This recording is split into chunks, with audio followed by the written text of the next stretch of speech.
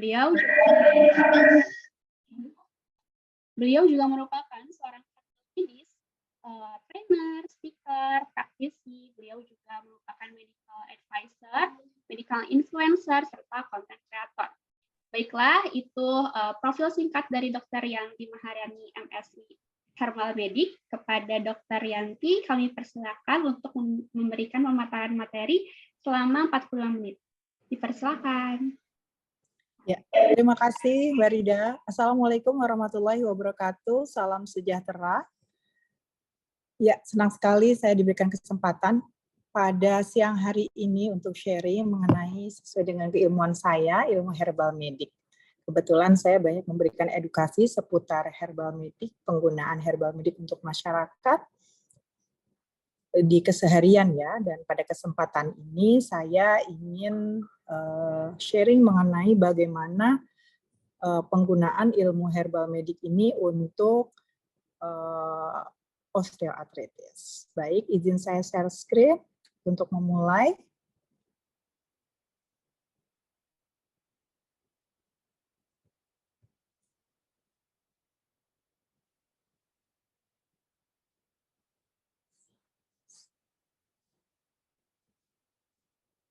Mungkin biar lebih memudahkan, panitia boleh bantu untuk share presentasi saya ya. Kebetulan saya menggunakan device-nya ini tidak langsung ke presentasi.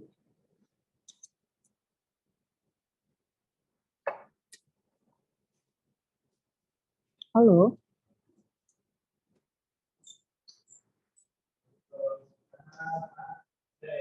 Halo.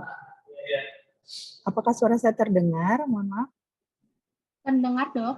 Oke. Tunggu sebentar ya.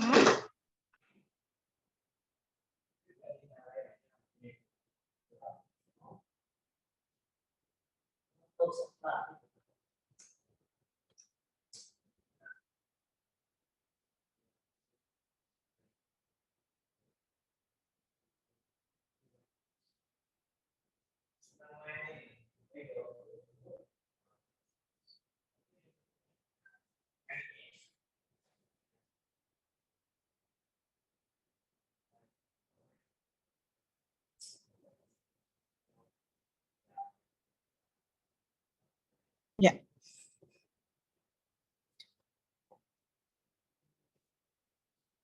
Baik, Bapak Ibu. Mengenai integrative care for osteoarthritis with herbal medicine ini sangat menarik ya.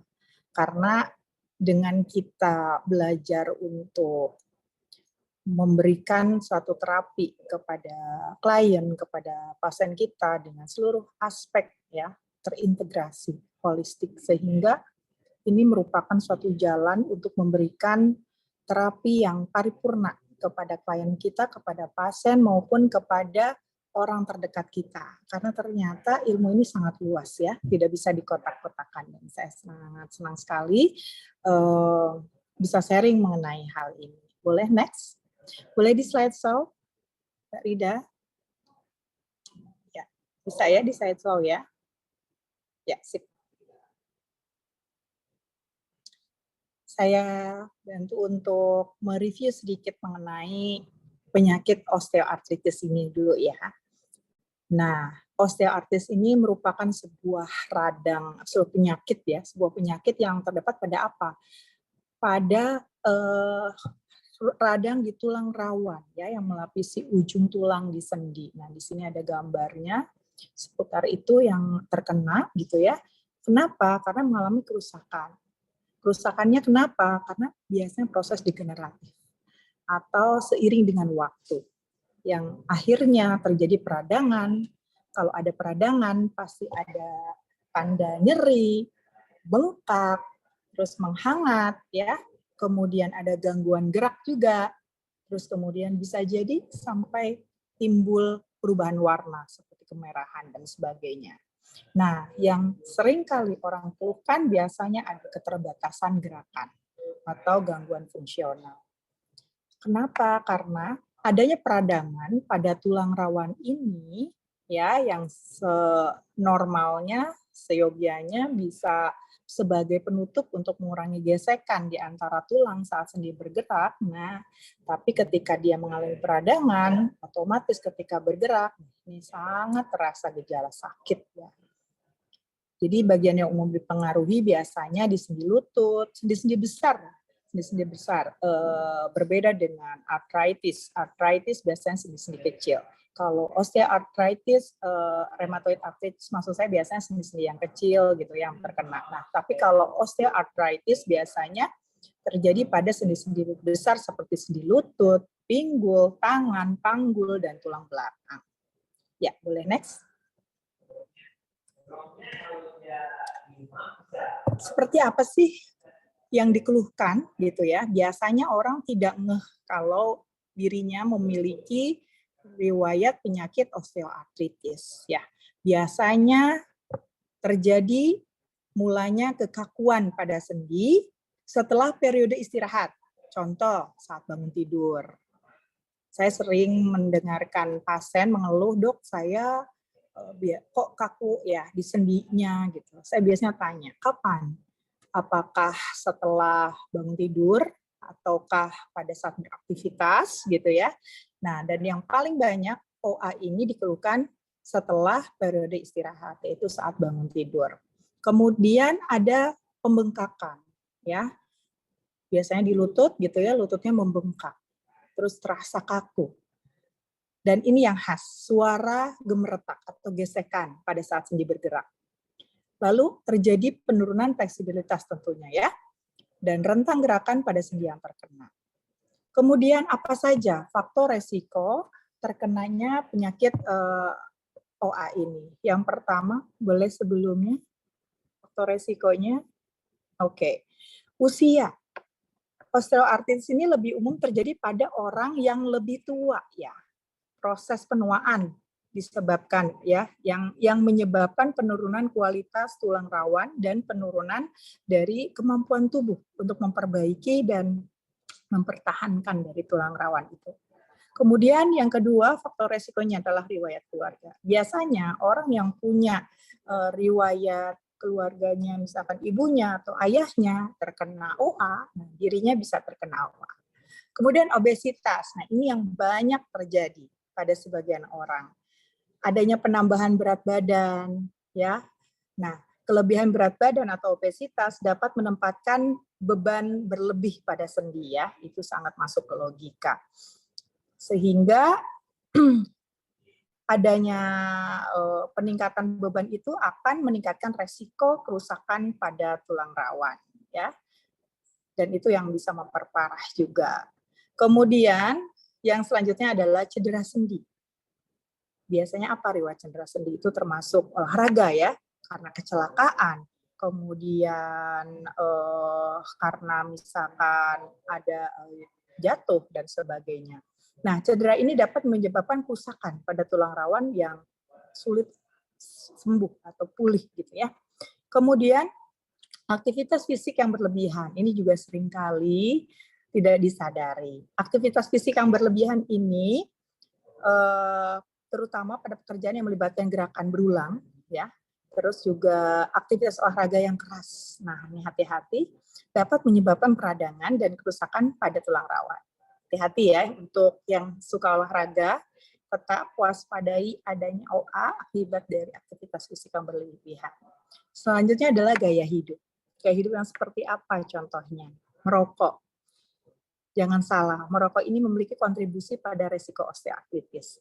Merokok ini dapat mempengaruhi sirkulasi darah dan metabolisme tulang rawan yang dapat menyebabkan kerusakan lebih cepat pada sendi. Hati-hati buat Bapak atau Ibu yang merokok, secara tidak langsung ini akan mempengaruhi, menambah faktor resiko terjadinya OA. Kemudian jenis kelamin. Nah, jenis kelamin yang mana nih yang beresiko terjadinya OA? Yaitu wanita. Karena hal ini dipengaruhi oleh faktor hormon, ya. Terus kemudian biasanya terjadi setelah usia menopause. Faktor hormon dan perbedaan struktur sendi antara pria dan wanita mungkin berkontribusi ya pada perbedaan ini. Jadi dikatakan bahwa wanita ini lebih mudah, lebih cenderung terkena OA. Gitu. Boleh next? Kemudian integrative care yang dimaksudkan di sini adalah mengenai penggunaan konvensional medicine dan alternatif medicine. Integrative care ini dikenal sebagai perawatan integratif atau pengobatan yang holistik, yaitu pendekatan medis yang menggabungkan pengobatan konvensional dengan pengobatan alternatif atau komplementer untuk mengoptimalkan kesehatan pasien. Tujuannya apa dari integrative care ini? Yaitu untuk menghadirkan pendekatan yang holistik tentu saja ya, dan menyeluruh dalam merawat pasien, mengatasi aspek fisik, emosional, sosial, spiritual dari seluruh untuk kesehatan ya. Seperti itu. Oke, next. Pendekatan integratif ini otomatis perlu melibatkan kerjasama antara berbagai jenis profesional kesehatan seperti dokter, apoteker, ahli herbal, ahli gizi, terapi fisik, terapis fisiknya, ahli pijat, dan ahli kesehatan lainnya. Proses perawatan ini diperlukan ya untuk penanggulangan yang holistik sehingga mereka dapat mengambil peran aktif dalam mengelola kondisi klien atau pasien. Next. Manfaatnya apa dari perawatan terintegrasi ini? Yang pertama, menyediakan pendekatan yang holistik. Integratif care ini memperhatikan seluruh individu dan kebutuhan kesehatannya, bukan hanya gejala atau penyakit tertentu. Kemudian yang kedua, mengurangi efek samping karena penggunaan herbal medicine yang tepat dapat membantu mengurangi dosis obat konvensional atau mengurangi efek samping dari obat konvensional. Kemudian yang ketiga, mengoptimalkan efektivitas pengobatan. Jadi penggabungan pengobatan konvensional dengan herbal medicine ini dapat meningkatkan efektivitas pengobatan secara keseluruhan. Kemudian yang keempat, memberikan perawatan yang personal. Sehingga pendekatan integratif ini memungkinkan pasien untuk memiliki peran lebih aktif dalam pengelolaan kesehatannya dengan dukungan dari tim medis yang terlibat. Kemudian beberapa elemen penting nih yang dari integrative care untuk osteoartritis ini meliputi yang pertama tetap menggunakan pengobatan konvensional. Jadi integrative care di sini tidak menggantikan pengobatan konvensional untuk OA, tetapi menggabungkan dengan pengobatan alternatif. Penggabungan konvensional ini meliputi obat-obat antiinflamasi, analgesik, fisioterapi, terapi okupasi, dan jika diperlukan intervensi bedah. Nah, sebagai pengobatan alternatif atau komplementer, integratif care ini melibatkan penggunaan herbal medicine, suplemen nutrisi, akupunktur, pijat, terapi fisik alternatif, yoga, meditasi, atau teknik relaksasi lainnya ya untuk membantu apa? Untuk mengurangi nyeri, mengurangi peradangan, meningkatkan mobilitas sendi, dan sebagainya. Kemudian yang ketiga, memberikan edukasi kepada pasien. Penderita OA ini diberi penjelasan mengenai kondisi mereka dan berbagai pilihan perawatan yang tersedia, termasuk manfaat dan resiko dari setiap jenis pengobatan ini.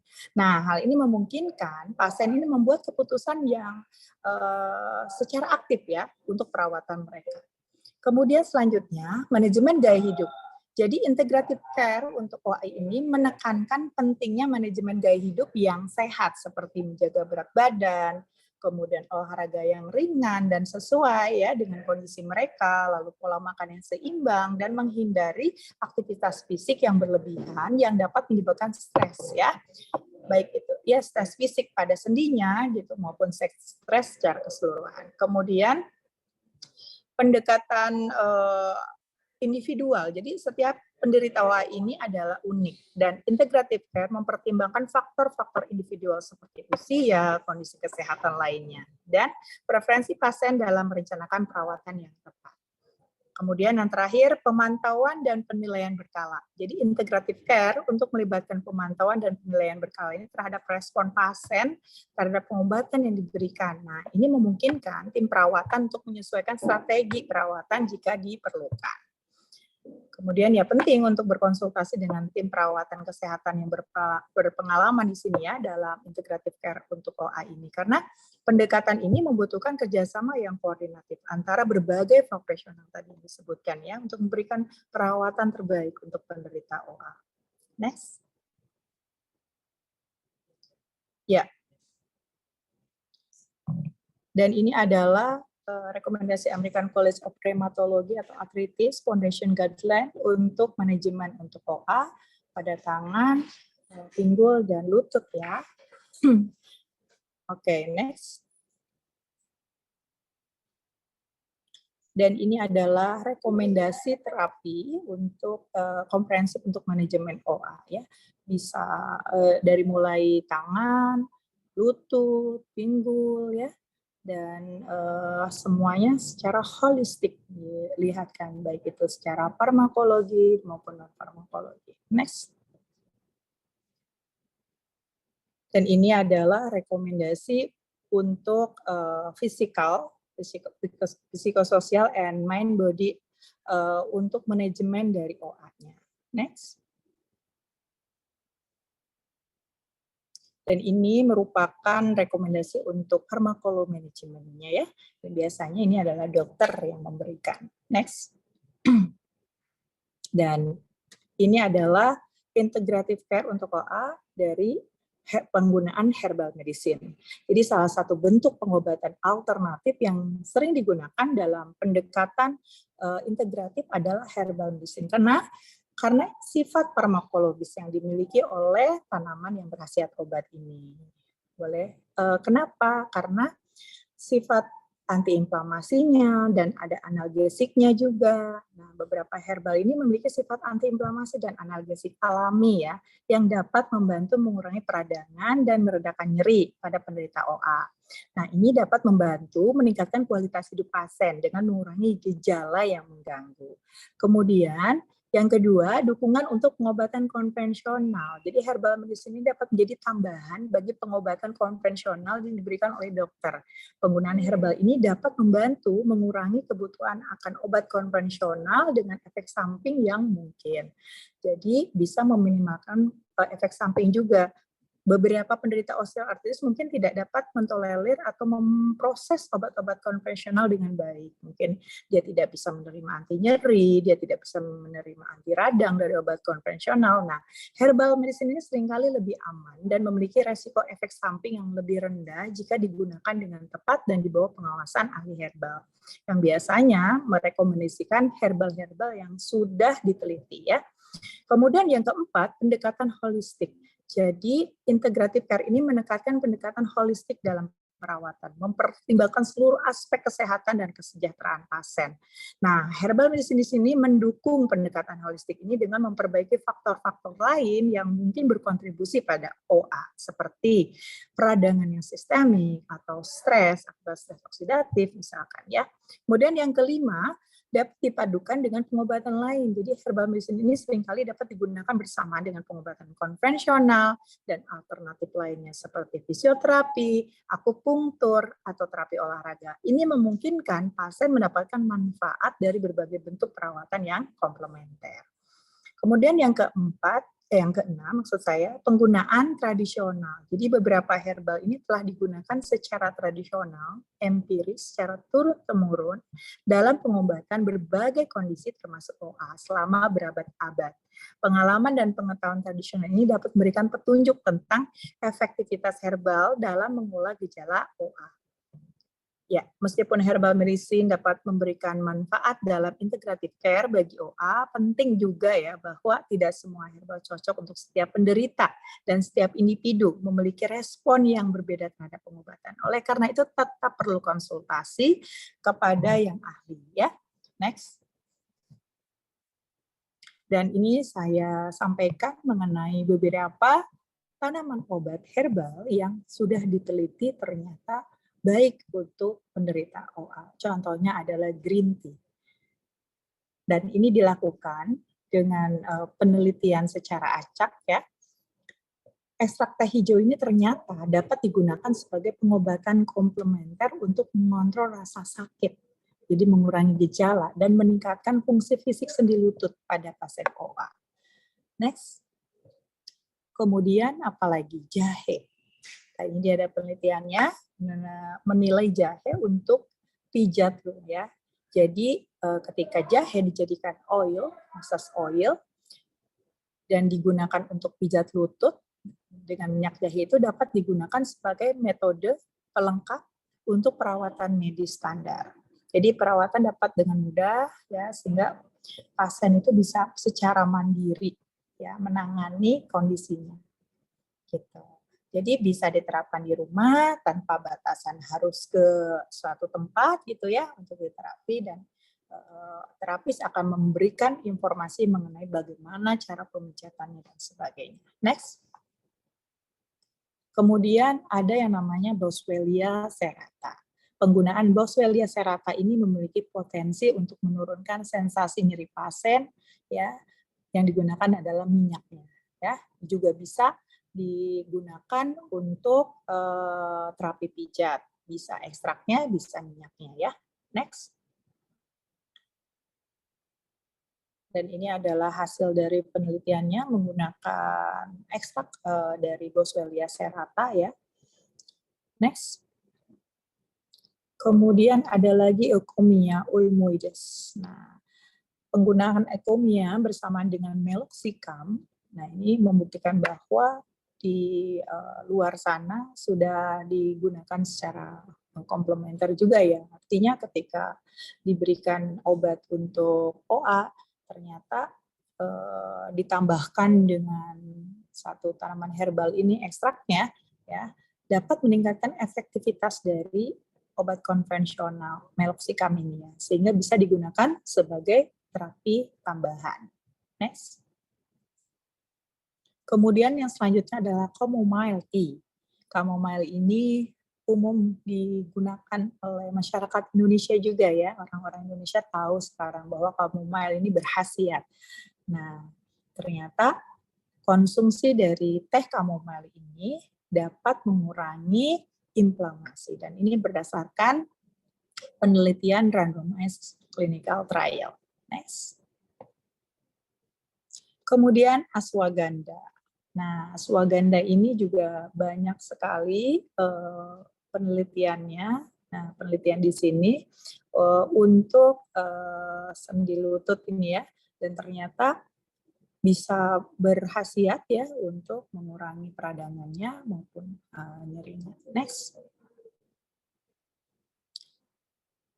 Dan ini adalah conclusion-nya dari penggunaan herbal medicine untuk OA.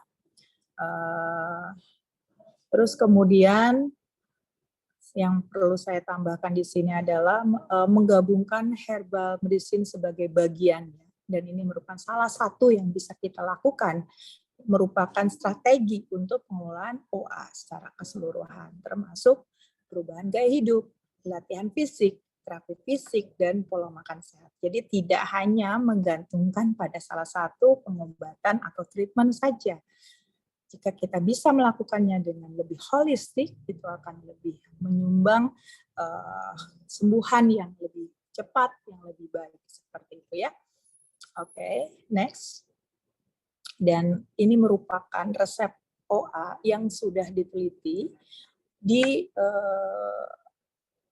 pusat penelitian Balai Penelitian Tawangmangu pada saat itu, merupakan salah satu jenis ramuan yang direkomendasikan untuk OA karena sudah melalui proses jamu yang dilakukan berdasarkan evidence base ya, berdasarkan pelayanan penelitian berbasis pelayanan di Hortus Medicus Klinik Tawangmangu pada saat itu. Dan ini yang bisa digunakan oleh masyarakat Indonesia, diambil dari pertama kekayaan jamu ya, kekayaan jamu Indonesia yang setelah itu dibuktikan dengan metode penelitian dari mulai laboratorium, preklinik sampai ke klinik, sehingga ini bisa dijadikan sebuah guidelines buat masyarakat Indonesia yang mau menggunakan jamu untuk menggunakan ramuan gitu ya, mengatasi osteoartritis ya. Nah, jamu ini ternyata sudah dibuktikan ke pasien-pasien yang terkena OA gitu ya. Terus kemudian, dan ini adalah ramuan yang sesuai dengan guidelines-nya. Gitu. Next, ada biji adas, daun kumis kucing, herba rumput bolong, rimpang temulawak, rimpang kunyit, dan herba meniran. Seperti apa tanamannya? Saya coba buka ya. Next. Oh ya, sebelum ke tanamannya, bagaimana dok cara penggunaannya? Jadi, menurut rekomendasi untuk pengolahan dari jamu tadi, yaitu dibuat infusa. Infusa adalah salah satu metode untuk mengekstrak secara sederhana kandungan yang terdapat pada suatu tanaman obat, yaitu hasil dari metabolisme sekunder tanaman, yang di situ ada khasiatnya gitu ya, berdasarkan bukti penelitian. Banyak sekali yang bisa kita ambil dari metabolit tanaman itu. Nah, salah satu metode yang bisa kita gunakan adalah metode infusa. Caranya gimana? Siapkan air ya kurang lebih 1 liter, kemudian panaskan sampai mau mendidih sekitar 90 derajat ya. Baru masukkan bahan-bahan tadi sesuai dengan takarannya, dan bahan yang digunakan yaitu bahan yang kering ya dalam hal ini. Kebetulan panduannya adalah menggunakan bahan yang sudah dikeringkan atau sintesis ya. Nah, setelah itu tunggu sampai 15 menit dengan api kecil. Setelah itu lalu dimatikan apinya, disaring, kemudian dibagi nih minuman tadi, ramuan tadi itu boleh menjadi 3 kali atau 2 kali. Kalau 3 kali pagi, siang, dan malam. Kalau 2 kali pagi dan sore. Nah, takarannya kurang lebih kalau untuk 3 kali masing-masing 1 gelas ya, 200 ml, 200 ml, 200 ml. Sedangkan kalau untuk dibagi 2 pagi dan sore masing-masing 300 ml, 300 ml. Next. Dan ini adalah contoh tanamannya. Mungkin Bapak Ibu ada yang belum ngeh gitu ya, ternyata oh biji ades itu seperti ini gitu, tanamannya seperti ini. Next. Daun kumis kucing. Nah, daun kumis kucing ini merupakan tanaman yang biasa digunakan untuk pagar ataupun tanaman hias di pekarangan rumah ya. Ternyata daun kumis kucing ini juga memiliki anti radang ya, dan bisa digunakan untuk ramuan osteoartritis. Next. Kemudian temulawak. Next. Kalau temulawak udah nggak asing ya, rata-rata pada sudah paham temulawak seperti apa. Tapi jangan sampai ketukar sama kunyit, karena warnanya sama-sama kuning keorenan. Nah, ada apa sih sebenarnya kunyit dan temulawak ini? Next. Next, boleh. Jadi memang banyak sekali sudah penelitiannya ya, karena kunyit maupun temulawak ada yang namanya kandungan kurkuminnya, atau hasil metabolisme sekunder tanaman, bioaktif tanaman yang banyak yang didapatkan pada kunyit, diantaranya adalah kurkumin. Nah, kurkumin ini menurut penelitian sebanyak 10 randomized clinical trial ya, dengan sampel pasien yang banyak sekali, menunjukkan bahwa ekstrak kurkumin atau ekstrak dari kunyit ini dikaitkan dengan pereda nyeri. Jadi khasiatnya sebagai anti nyeri, kemudian juga dia bisa meningkatkan secara fungsional dari lutut ya, sehingga sangat bermanfaat sekali untuk penderita OA. Jadi tidak hanya mengobati nyeri, tapi bisa memperbaiki gerakan dari lututnya. Next. Kemudian meniran. Nah, meniran ini merupakan tanaman rumput yang biasa kita injak-injak di depan rumah. Meniran ini ternyata berkhasiat sebagai anti radang juga. Selain itu dia bisa meningkatkan daya tahan tubuh ya, dan itu sudah terbukti secara klinis ekstraknya bisa sebagai meningkatkan daya tahan tubuh. Next. Dan kemudian rumput bolong. Nah, rumput bolong mungkin kurang begitu familiar dibandingkan kunyit atau temulawak ya, tapi biasanya masyarakat Jawa ini sudah biasa melihat rumput bolong. Next. Ya, mungkin itu Bapak Ibu mengenai herbal medik ya yang bisa digunakan untuk penanganan kasus osteoartritis. Nah, semoga apa yang saya sampaikan pada siang hari ini bisa bermanfaat ya. Dan kalau misalkan ada yang mau ditanyakan, silakan nanti ditanyakan pada sesi tanya jawab. Terima kasih, saya Dr. Yanti Maharani, ahli herbal medik untuk PIKTI. Assalamualaikum warahmatullahi wabarakatuh. Waalaikumsalam warahmatullahi wabarakatuh. Terima kasih banyak kepada Dr. Yanti Maharani untuk pemaparan materi yang sangat-sangat menarik, khususnya di bidang herbal medicine. Banyak sekali wawasan yang kita dapatkan mengenai pengobatan herbal ini ya, khususnya untuk OA. Terima kasih, Dok. Baik, selanjutnya saya akan membacakan profil dari pembicara kedua kita, yaitu Dr. Stella Nanik Widigiarsi MD MD. Beliau adalah lulusan dari Magister Guangzhou University of Chinese Medicine. Beliau juga merupakan sebelumnya lulusan kursus dari akupuntur LP3A Surabaya.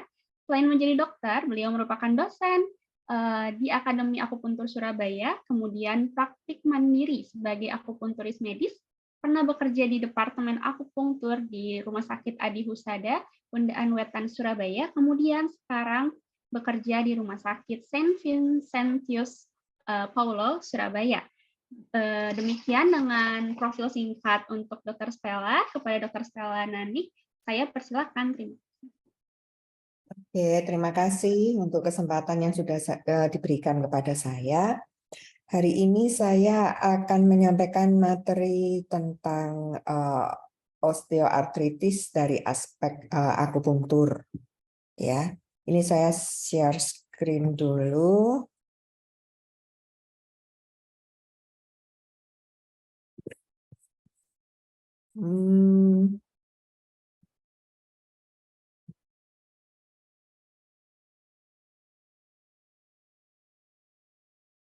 Ini sudah kelihatankah PowerPoint saya? Sudah, Dok. Tinggal di slideshow aja.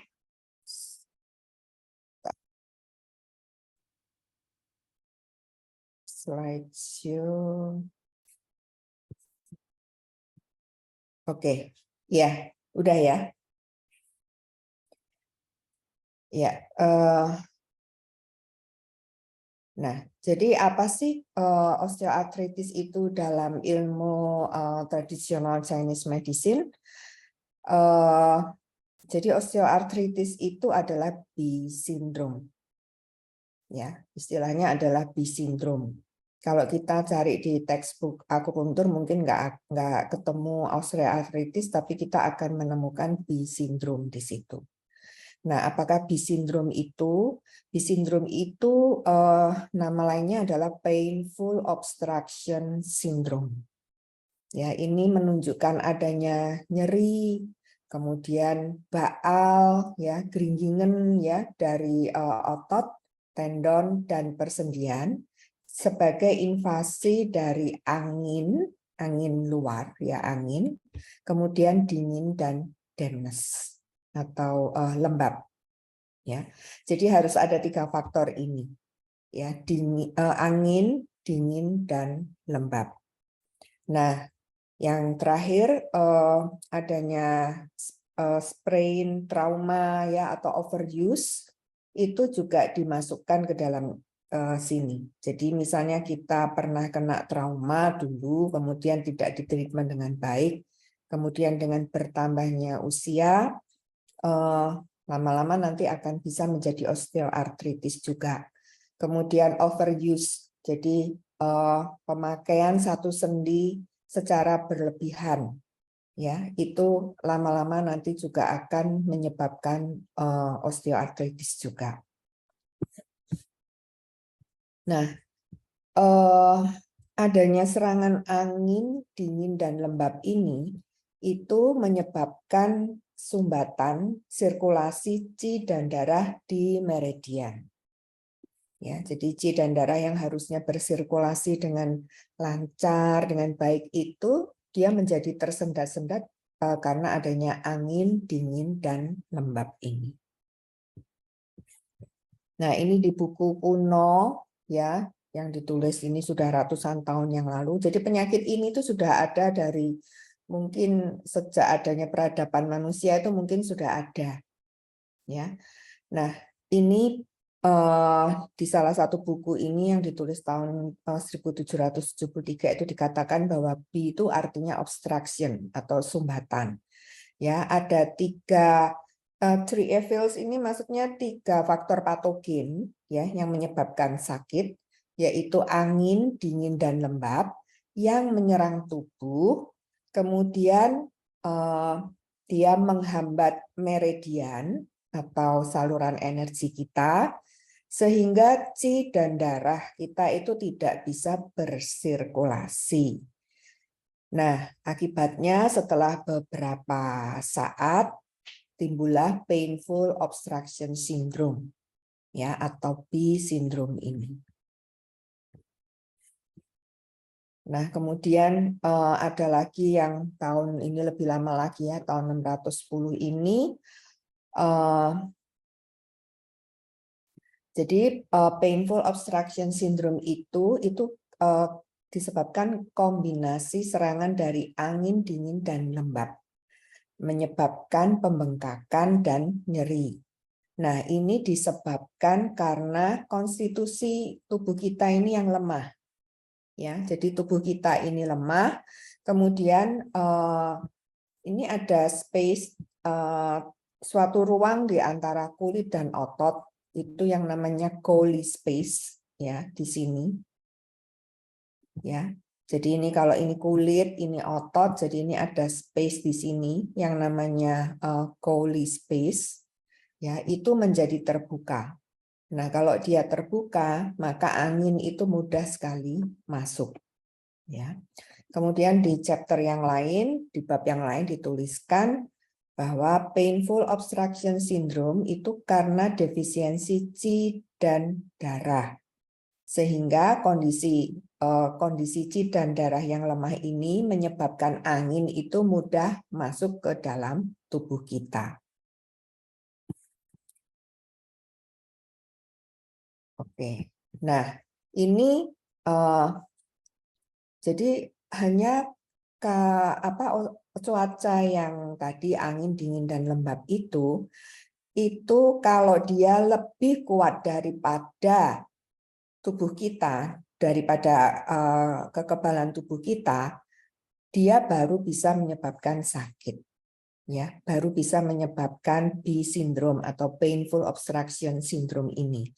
Nah, ini makanya kita ini perlu untuk menjaga supaya badan kita ini tetap sehat, ya, qi dan darah kita ini kita jaga supaya tetap bersirkulasi dengan baik dan lancar, ya. Kita mungkin rajin dengan olahraga, gaya hidup yang baik dan sebagainya yang tadi sudah dijelaskan oleh Dr. Rianti Maharani, ya, dengan sangat bagus, ya, supaya faktor patogen tadi itu tidak bisa menyerang ke dalam tubuh kita.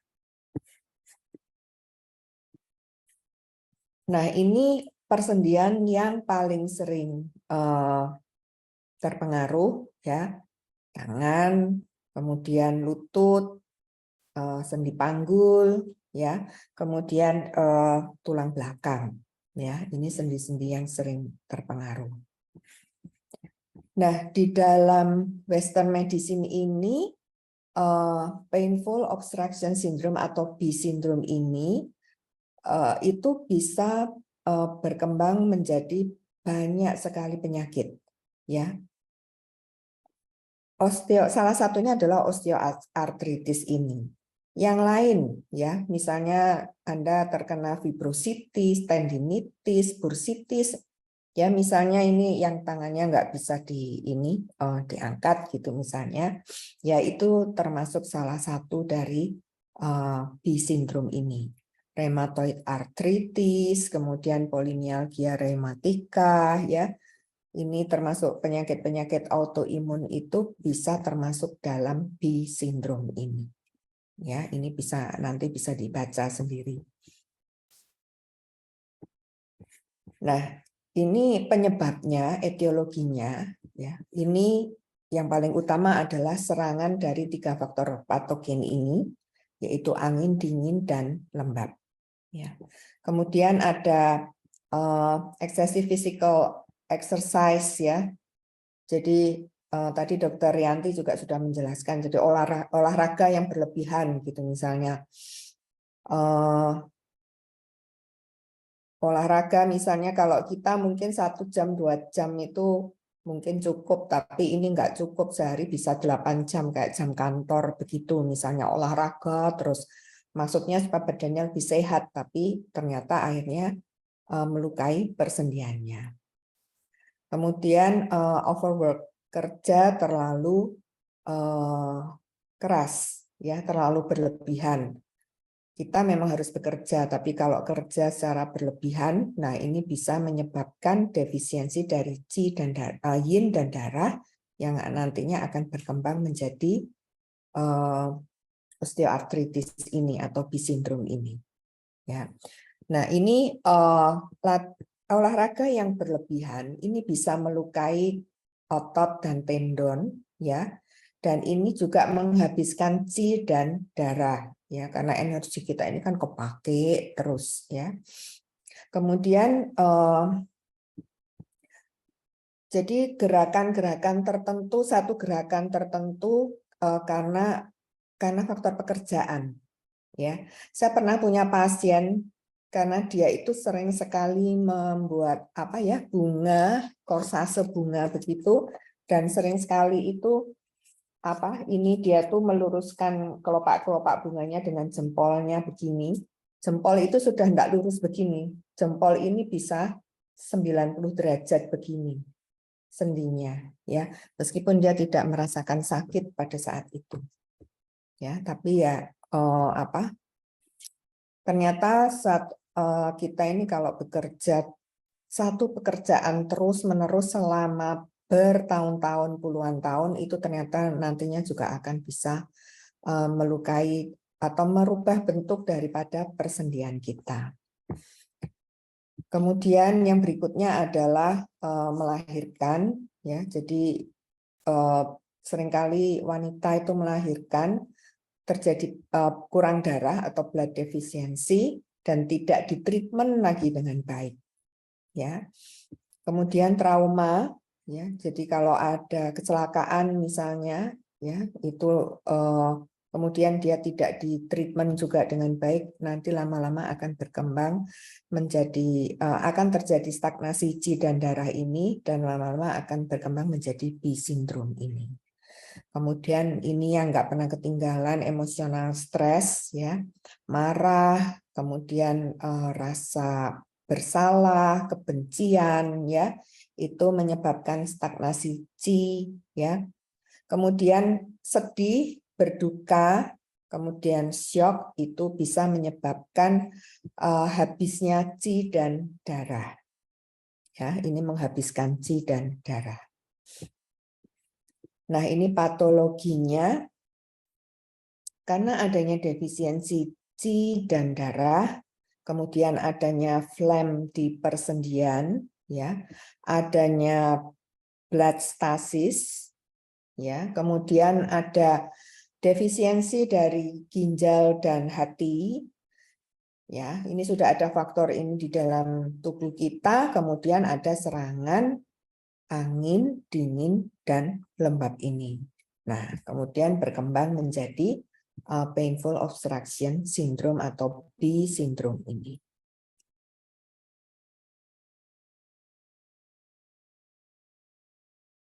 Nah, ini adalah faktor-faktor yang bisa muncul pada chronic painful obstruction syndrome, ya.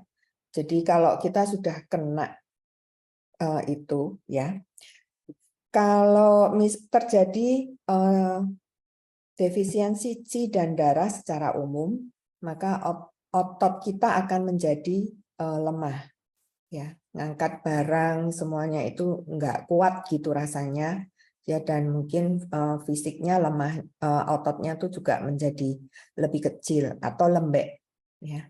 Kemudian phlegm di persendian, ini phlegm ini akan menyebabkan bone deformities, jadi tulangnya nanti akan berubah bentuk, ya, yang misalnya yang bendol-bendol itu, ya, itu disebabkan karena phlegm di persendian. Kemudian stasis darah, ya, kalau ada blood stasis ini pasti ada nyeri, ya, nyeri di suatu titik begitu. Kemudian persendiannya menjadi kaku, ya, dan biasanya nyerinya itu lebih parah pada saat malam hari. Kemudian defisiensi dari hati dan ginjal ini menyebabkan malnourishment dari tendon, ya. Jadi tendon itu kan harusnya diberi nutrisi oleh darah, tapi karena adanya defisiensi liver dan kidney ini, maka akan terjadi malnutrisi sehingga tendonnya itu menjadi kaku dan nyeri. Kemudian pada tulang itu terjadi tulang rawannya itu akan aus, ya, terjadi degenerasi di situ. Nah, ini penggolongan sindromnya dari osteoartritis. Jadi kalau faktor anginnya yang dominan itu adalah wind painful obstruction syndrome, ya. Ini nyerinya itu bergerak dari satu persendian ke persendian lainnya, jadi berpindah-pindah, ya. Kadang di sini, kadang di kiri, kadang di kanan, kadang di lutut gitu misalnya, ya. Kalau lembabnya yang lebih dominan, ya, damp painful obstruction syndrome, maka akan terjadi nyeri yang menetap, fixed pain, ya, nyeri yang menetap disertai dengan nyeri, kemudian rasanya berat, ya, baal dan bengkak pada persendian. Kalau dinginnya yang dominan, cold painful obstruction syndrome, maka terjadi nyeri hebat pada satu persendian. Ya. Nah, ada lagi yang heat painful obstruction syndrome. Ini disebabkan karena panas, ya. Ini nyerinya juga sangat hebat. Kemudian di persendiannya itu merah, bengkak, dan panas. Ya, ada inflamasi atau ada peradangan di situ. Ya, kalau kita pegang pasien kita kemudian terasa panas, dia bengkak, kemudian agak kemerahan, berarti ini masuk yang heat painful obstruction syndrome. Ya, kemudian yang bony painful obstruction syndrome, ya, ini jadi persendiannya itu sangat nyeri disertai pembengkakan dan ada deformitas dari tulang. Jadi tulangnya tuh mungkin sudah tulang ketemu tulang, begitu tulang rawannya sudah habis. Ya, kalau kasus yang begini untuk diakupunktur sulit. Ya, ini sebaiknya dirujuk ke dokter spesialis bedah tulang untuk yang ini. Oke.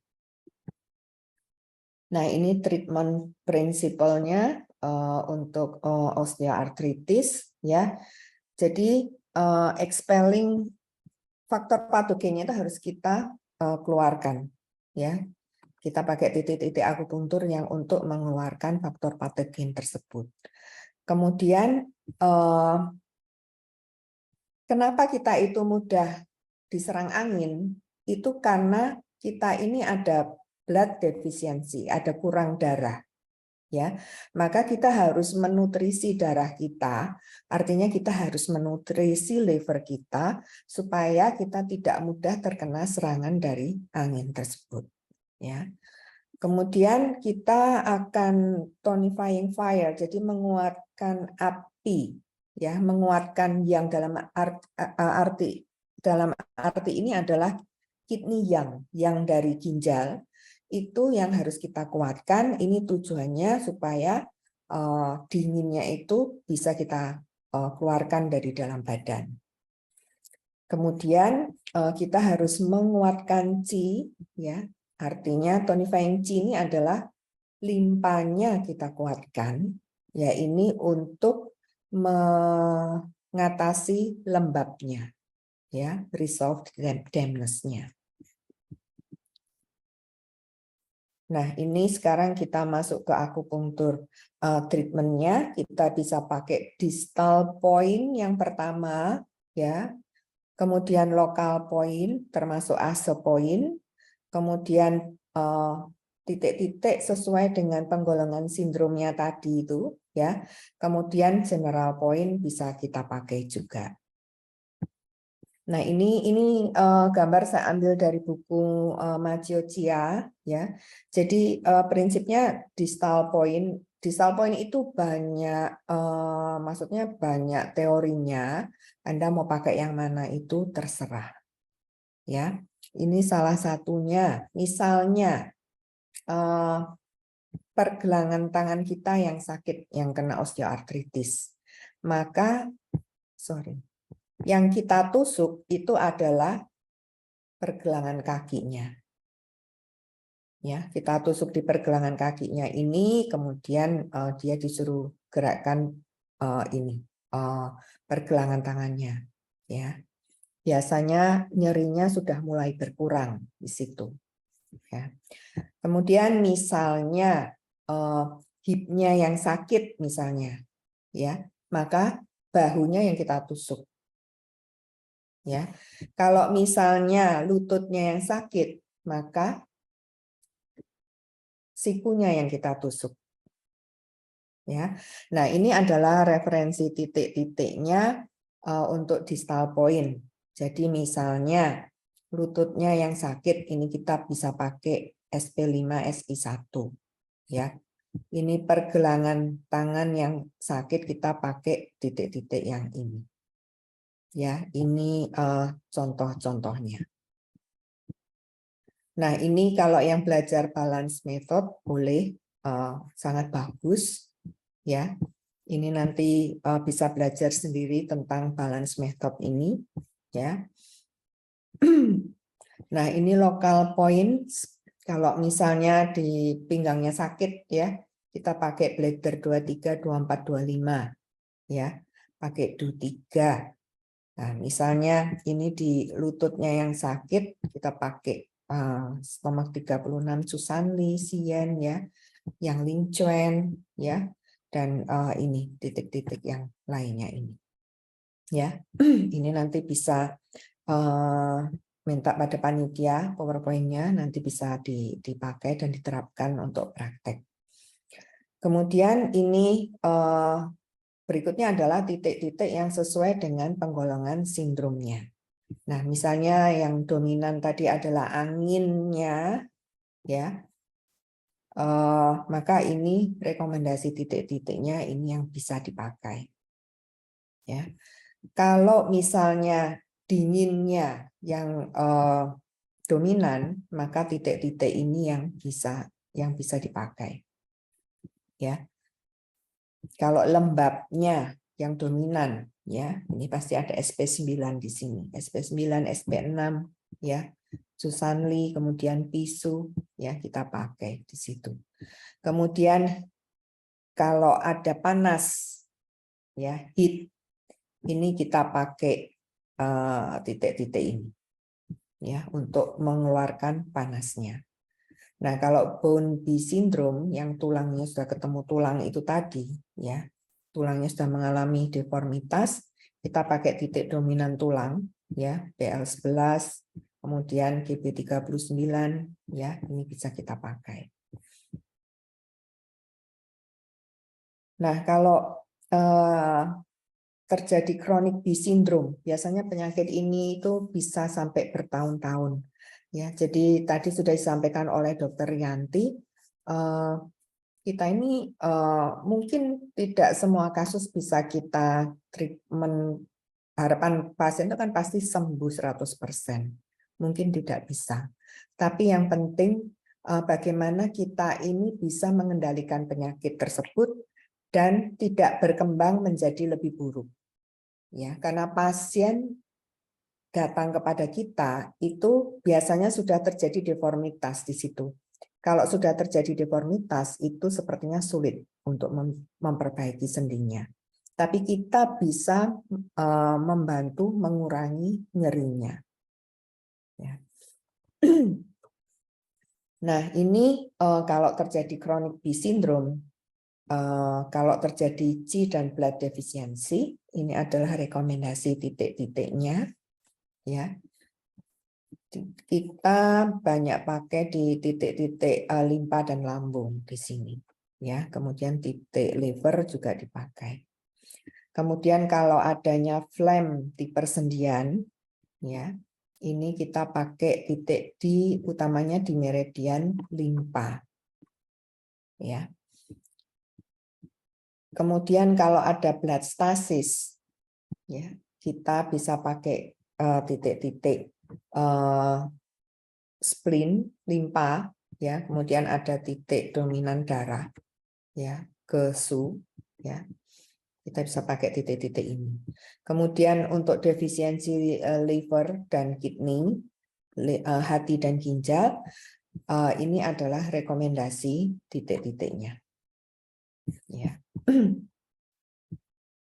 Nah, kemudian ada general points, ya, ada titik umum yang bisa kita pakai. Kalau pasien itu lebih dominan anginnya, maka kita harus menutrisi darahnya supaya kondisi tubuh si pasien itu tidak mudah terkena serangan angin. Nah, untuk menutrisi darahnya ini kita pakai titik BL17 ini, kesu, ya. Kemudian kalau pasien itu dominan dinginnya, maka kita akan mentonifikasi yang. Ya, tonifikasi yang kita pakai adalah titik Du14 Tacui, ya, kemudian bladder 23. Ya, ini untuk tonifikasi yang-nya. Kemudian dampness, kita akan mentonifikasi atau menguatkan limpa. Kita bisa pakai titik bladder 20 atau pisu. Oke. Nah, ini ringkasan titik-titiknya ini, ya. Jadi kita bisa pakai distal point, ya, kita pakai lokal point, kemudian poin yang sesuai dengan penggolongan sindromnya, ya. Nah, ini tujuannya untuk mengatasi bisindrom yang disebabkan karena angin, dingin, lembab, panas, dan yang kronik. Nah, yang kronik ini kita tambahkan titik-titik untuk menguatkan liver dan ginjal. Ya, kemudian kita tambahkan juga titik-titik untuk mengatasi atau mengusir phlegm yang ada di persendian. Kemudian kita tambahkan titik-titik yang untuk blood stasisnya, ya. Kemudian kalau tendon dan tulang ini kita tambahkan titik-titik untuk mengatasi tendon dan tulang yang sudah terkena osteoartritis itu. Ya. Kemudian untuk 5 titik umum, ya, kalau disebabkan karena angin kita harus menutrisi darahnya, maka dipakailah titik BL17 kesu. Kemudian kalau dingin itu kita harus menguatkan yang di dalam tubuh kita pakai Du14 dan bladder 23 atau sensu. Kemudian untuk dampness kita akan menguatkan limpa, ya, kita pakai titik bladder 20. Nah, ini take home message-nya. Jadi osteoartritis, gejala dari osteoartritis itu biasanya bisa di-manage, bisa kita kendalikan, ya. Meskipun kerusakan pada persendiannya itu tidak bisa kita kembalikan, ya.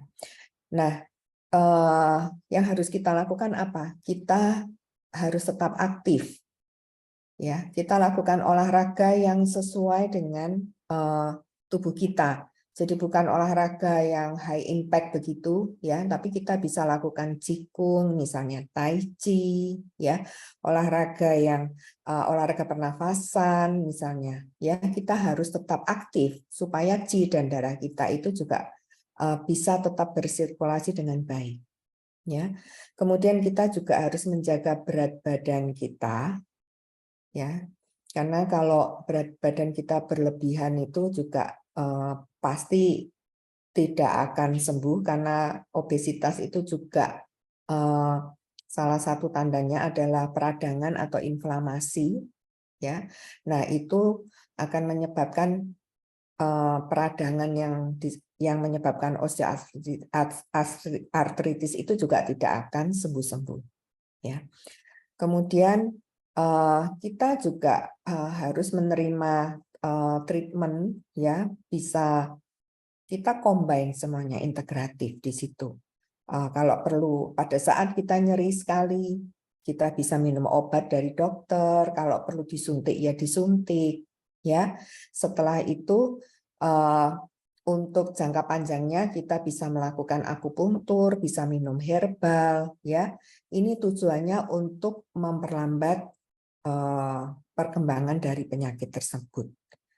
Ya, kemudian juga bisa untuk membantu meringankan nyerinya, ya, di persendian. Ya, oke, saya rasa materi saya sudah selesai.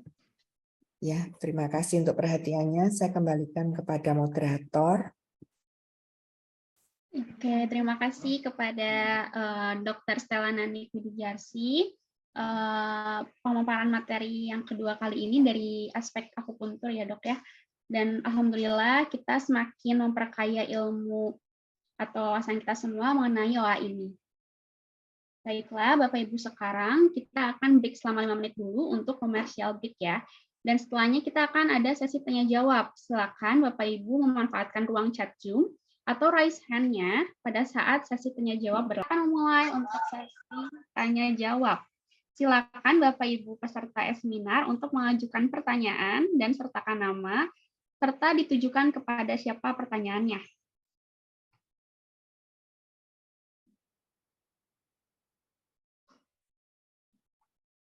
Baik, ada yang mau mulai bertanya?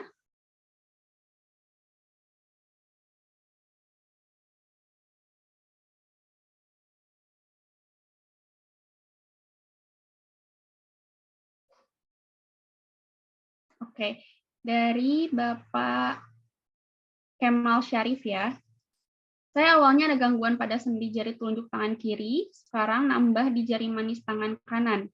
Ada rasa sakit bila jari tersebut saya buka atau tutup, atau waktu mengepal maupun membuka kepalan. Bangun tidur, kedua jari saya bengkok. Bila diluruskan, rasanya sakit. Saya khawatir sakitnya akan bertambah ke jari yang lain. Selama ini saya atasi dengan mengurut jari tersebut. Kadang pakai minyak urut. Mohon bantuannya. Ini konsul pribadi ya Pak ya.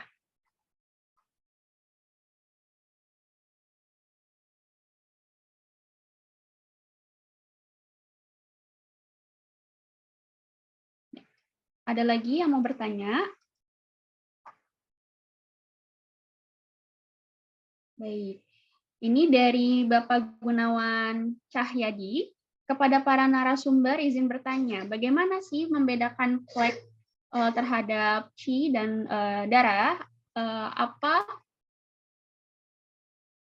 arti flek dalam bahasa Indonesia dan apa fungsi serta peranannya terhadap tulang dan sendi, otot, serta tendon? Terima kasih. Mungkin ini pertanyaannya untuk Dr. Stella Nanik ya. Iya, oke, Pak Gunawan. Ya, jadi phlegm itu sebetulnya adalah cairan tubuh kita yang sangat kental. Kita punya darah, kita punya qi atau energi yang bersirkulasi di dalam badan. Kemudian kita juga punya cairan tubuh yang bersirkulasi di dalam badan. Nah, sirkulasi cairan tubuh ini harusnya kalau normal itu kan cairan yang bersih diedarkan ke seluruh tubuh, kemudian yang sudah kotor misalnya itu juga akhirnya dibawa lagi untuk dibersihkan lagi, itu kan berputar terus. Nah, tapi pada kondisi-kondisi tertentu, terutama kalau terjadi limpa yang lemah, ya itu maka sirkulasi darah itu akan terhambat. Jadi awalnya akan timbul ya di dalam badan, lembab itu ada ciri-cirinya Pak ya, misalnya kita sakit kepala lembab itu berat gitu misalnya. Kemudian bengkak itu juga termasuk salah satu manifestasi dari lembab di dalam badan. Nah, lembab ini kalau tidak kita treatment dengan baik, lama-lama akan berkembang menjadi phlegm. Phlegm ini dalam bahasa Indonesianya tuh riak itu Pak ya, dahak atau riak. Nah, riak ini ada yang bisa kita lihat, seperti kalau kita batuk, ya itu ada phlegm yang ada di paru-paru. Ya, bisa kita keluarkan, kita bisa lihat begitu. Ya, itu kan cairannya kental sekali. Tapi ada phlegm yang di dalam tubuh yang tidak bisa kita lihat. Nah, phlegm yang di dalam tubuh ini, misalnya dia menetap di persendian, nah itu akan menyebabkan nyeri, menyebabkan osteoartritis. Nah, biasanya pada pemeriksaan fisiknya, misalnya ada nyeri, itu nyerinya terasa berat, ya. Kemudian dari pemeriksaan fisiknya kita bisa bedakan itu dari lidahnya, misalnya lidahnya itu selaputnya dia tebal sekali, misalnya, ya. Kemudian dari nadinya, jadi mungkin kalau Pak siapa ini Gunawan ya, kalau Pak Gunawan ini tertarik mungkin bisa belajar akupuntur Pak ya, atau Chinese medicine supaya bisa lebih tahu di situ. Ya. Oke, mungkin begitu. Baik, Bapak Gunawan, apakah sudah jelas?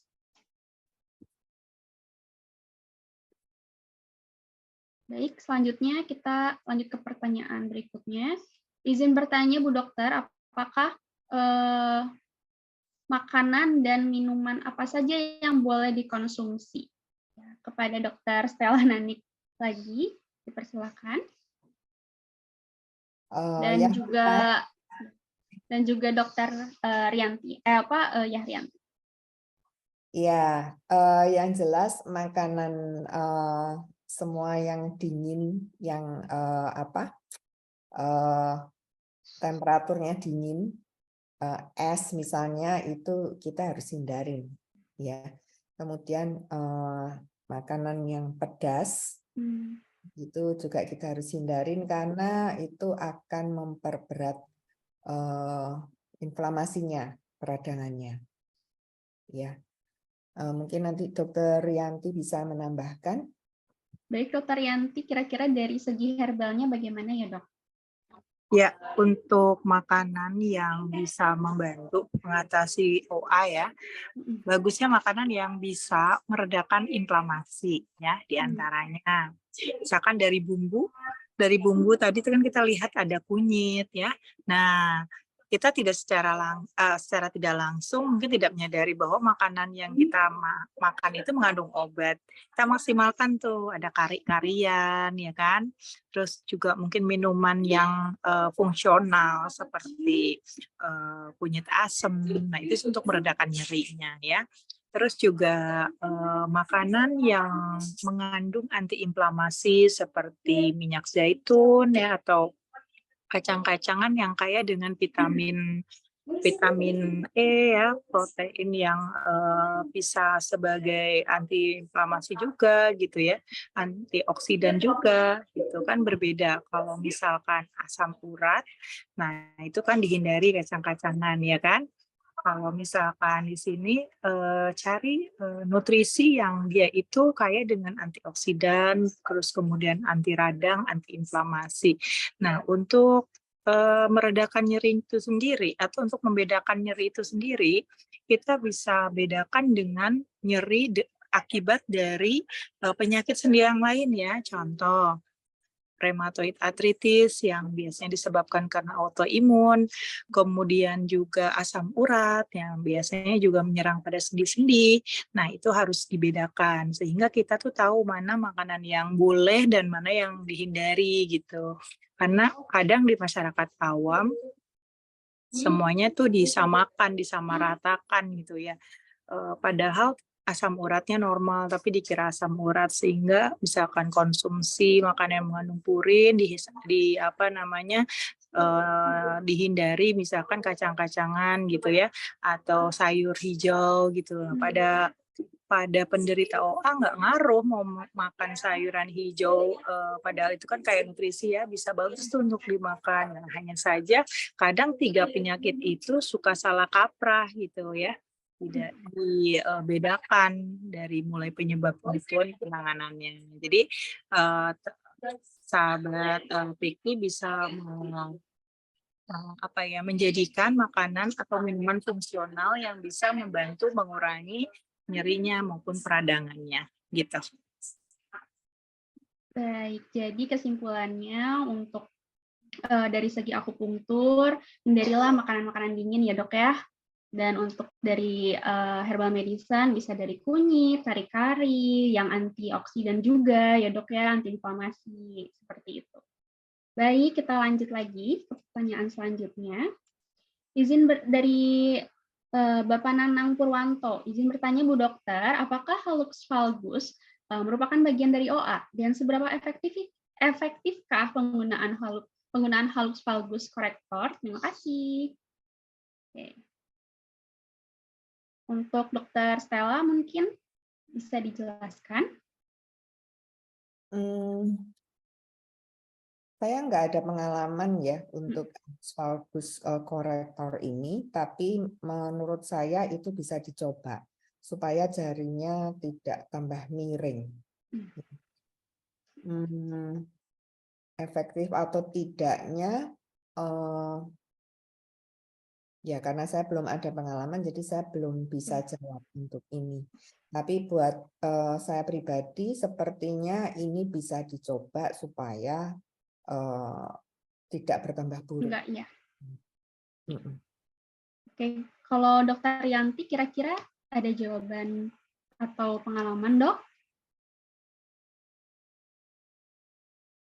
Boleh ulangi pertanyaannya tadi Mbak?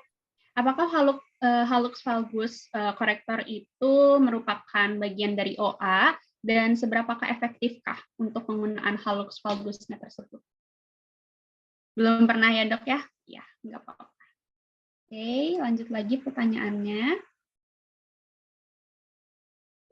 Dari Emina B. Izin tanya Bu Dok, apakah ada hubungan OA ke bagian tulang belakang akibat kecelakaan motor? Olahraga seperti apa Dok untuk gejala OA? Terapi apa yang cocok untuk OA? Ya baik, mungkin dijawab dulu dari Dokter Yanti mungkin Dok. Ya, bisa jadi ya, itu tadi kan penyebab faktor risiko terjadinya OA bisa karena cedera ya. Nah, cedera itu bisa terganggu tuh sendinya, sehingga kemungkinan ada peradangan di bagian tulang rawannya. Sehingga lebih baik diperiksakan dulu, ditegakkan diagnosisnya ya, seperti itu. Terus kemudian pertanyaan berikutnya apa tadi? Olahraga apa sih dok yang cocok buat OA atau baru dapat gejala OA? Tadi seperti Dokter Stella sampaikan ya, olahraganya yang baik itu yang sifatnya low impact ya. Yang sifatnya low impact dia untuk merelaksasi persendian, kemudian juga untuk menjaga kelenturan sendi biar tidak kaku. Artinya jangan memaksakan diri untuk takutnya jadi over exercise gitu ya, dan itu berbahaya. Jadi seperti yang tadi disampaikan sama Dr. Stella, saya menyimak bisa qigong, bisa yoga ya, yang sifatnya flexibility gitu. Kalaupun mau olahraga aerobik bisa low impact ya. Untuk terapi yang cocok untuk OA kira-kira apa sih dok? Untuk terapi OA, ya tadi sebenarnya sudah disampaikan juga ya, ada terapi akupunktur, bisa fisioterapi, terus kemudian juga bisa akupresur gitu ya. Bisa dengan akupresur itu kan teknik pijit yang yang bisa kita ini kan di rumah gitu. Dengan tambahan medis, ada obat luar, ada yang diminum juga ya. Terus kemudian makanan yang bisa kita gunakan diantaranya makanan dan minuman fungsional ya, seperti tadi ada penelitiannya teh hijau ternyata bisa meringankan peradangan gitu kan, dan juga membantu untuk kesembuhan OA. Jadi minum teh hijau bisa diniatkan untuk itu, seperti untuk mengobati dari OA-nya, selain memang rutinitas sehari-hari ya, seperti itu. Baik. Terima kasih Dokter Yanti. Sama-sama. Kemudian dari Bu Neneng Juniarsi, mohon izin bertanya dengan Bu Dokter Stella nih. Kalau nyeri tulang ekor hilang timbul akibat obesitas, apakah termasuk kasus OA? Karena sangat mengganggu saat duduk agak lama dan bangun dari duduk. Apakah penanganan motor point pada asepoin itu bisa dilakukan? Kepada Dokter Stella. Ya, untuk kasus nyeri pada tulang ekor, saya nggak akan pakai teknik motor point di sini. Ya, saya akan pakai titik distal. Ya. Jadi saya pertama akan raba nyeri tekan di kidney 6. Nah, ya, saya cari di situ titik yang nyeri tekan itu saya akan tusuk di situ. Ya, kemudian kita bisa pakai SI3 yang larinya ke tulang belakang. Iya, betul. Ya, kemudian kita bisa pakai titik di du meridian ini yang merupakan referensi dari tulang belakang kita, dari depan ini servikal, kemudian yang belakang sampai tulang ekor.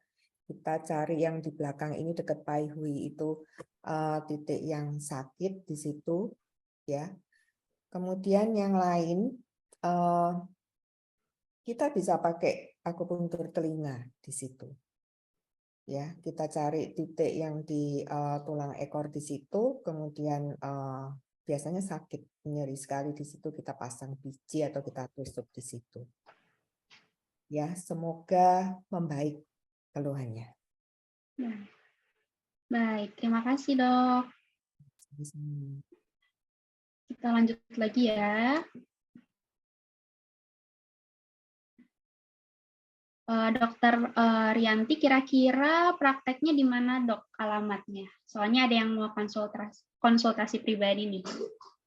Iya, saya kalau praktek offline di Samasta Integrative Medical Center di Kemang, Jalan Johar nomor 1K ya, di depan stasiun Gondangdia. Bisa make appointment di sana, baik itu online maupun offline, atau bisa juga melalui link konsultasi telekonsul saya. Linknya ada di bio Instagram saya di DR Yanti Herbal.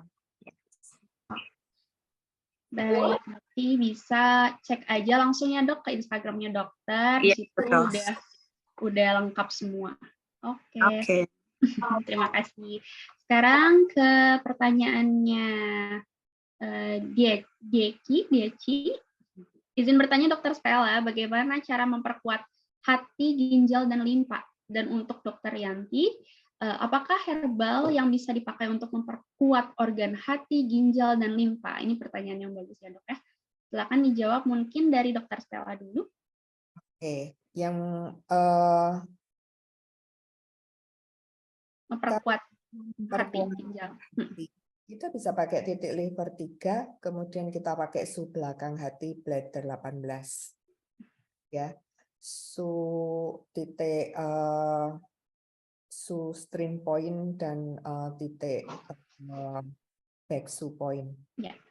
Kita pakai. Kalau ginjal kita pakai ini 3, taisi, kemudian kita pakai bladder 23 sensu. Kalau limpa kita pakai spleen 3, tai-pai, dan bladder 20 bisu. Ya. Kemudian Dokter Rianti silakan.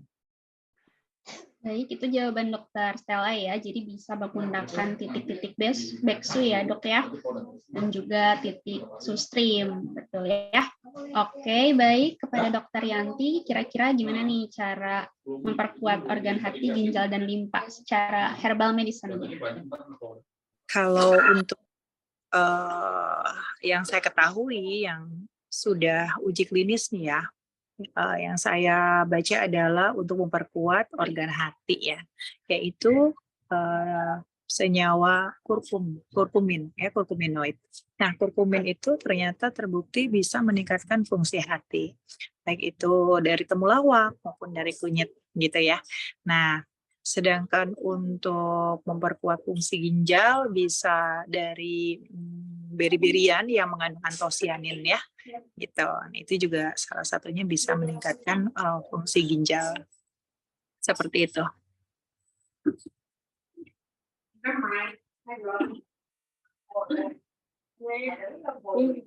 Mungkin ada yang bisa memperkuat organ lambung mungkin, Dok, kira-kira? Biasanya kan suka disertai GERD juga atau asam lambung naik.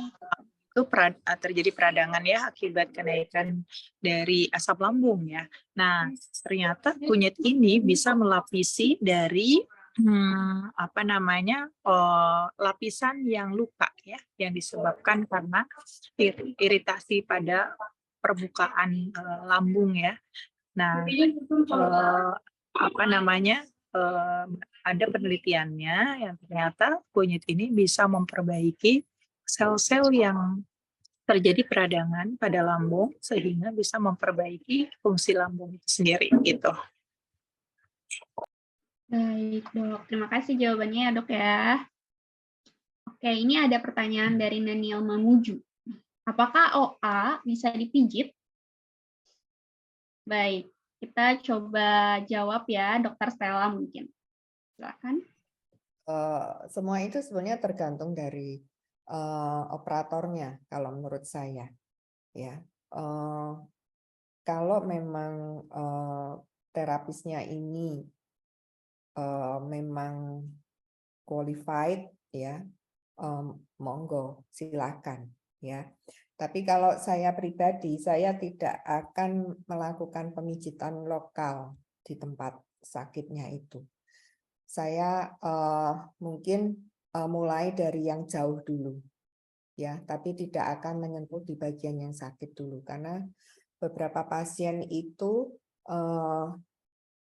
mereka misalnya nyeri begitu dipijat lokal di tempat sakit langsung itu, mereka yang contohnya yang mengalami peradangan pada tulang lehernya ini, itu yang sudah ada kejadian, bukannya tambah baik tapi tambah sakit.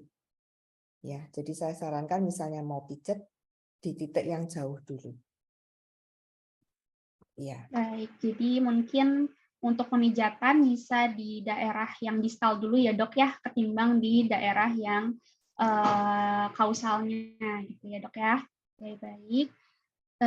Ini untuk Dokter Stella juga dari Bapak Edi, apakah akupuntur juga bisa membuat kempes pada bengkak di lutut? Iya, bisa. Harusnya bisa. Oke. Berarti kira-kira, Dok, untuk caranya berarti kita menggunakan titiknya pada daerah point kah yang dimana itu bengkak atau tetap menggunakan titik yang distal gitu? Kita pakai titik distal dulu. Kemudian kalau saya lihat sindromnya. Saya lihat sindromnya. Jadi misalnya ada defisiensi yin hati atau defisiensi yin ginjal, itu saya treatment juga. Kemudian daerah bengkaknya itu akan ditambahkan titik bengkaknya di daerah meridian mana, ya. Jadi biasanya bisa pakai titik air, water, metal, and fire point. Jadi titik air, titik logam, dan titik api bisa, atau titik C-clef-nya bisa dipakai di meridian tersebut. Oke, siap, Dok. Lalu ini ada pertanyaan juga, kira-kira kalau misalnya tidak ada merah tapi ada pembengkakan, Dok, kira-kira itu bisa diterapi dengan es batu nggak ya? Ketika itu mungkin udah nggak ada bengkak atau merah, tapi kadang kan klien tuh atau pasien tuh pengennya langsung diterapi di rumah, jadi langsung ngambil es batu mungkin bisa reda atau bagaimana, Dok, tanggapannya? Ya, selama kompresnya itu bisa membantu meredakan nyerinya, ya boleh dilakukan. Ya, jadi kompresnya memang kompres dingin, itu bisa dilakukan. Oke. Baik.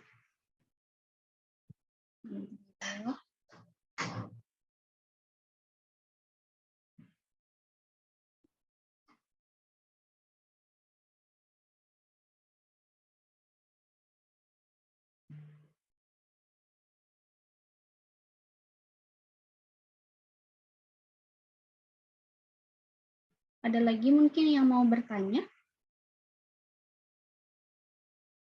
Ya, sama-sama.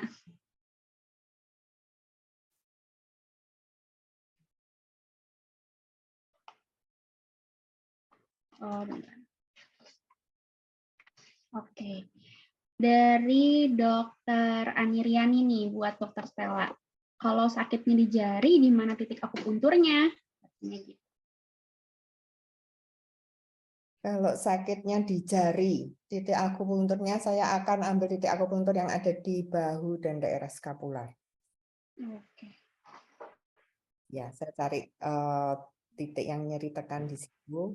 Ya, saya akan tusuk dulu dari situ. Kemudian biasanya jarinya akan lebih enak.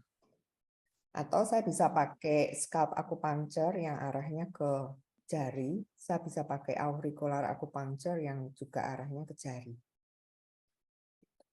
Oke, berarti bisa menggunakan teknik akupuntur scalp ya, Dok ya? Sekarang dari Pak Gunawan Cahyadi lagi nih. Bagaimana membedakan nyeri pada OA terhadap dengan RA? Kira-kira gimana, Dok? Rheumatoid arthritis. Kalau RA itu kan autoimmune disease, jadi labnya harus menunjang untuk autoimunnya itu. Ya, ada rheumatoid factor dan sebagainya. Ya, jadi autoimunnya itu harus terbukti dengan labnya. Ya, kalau nggak ada ya berarti dia bukan RA. Oke, mungkin dari Dokter Yanti.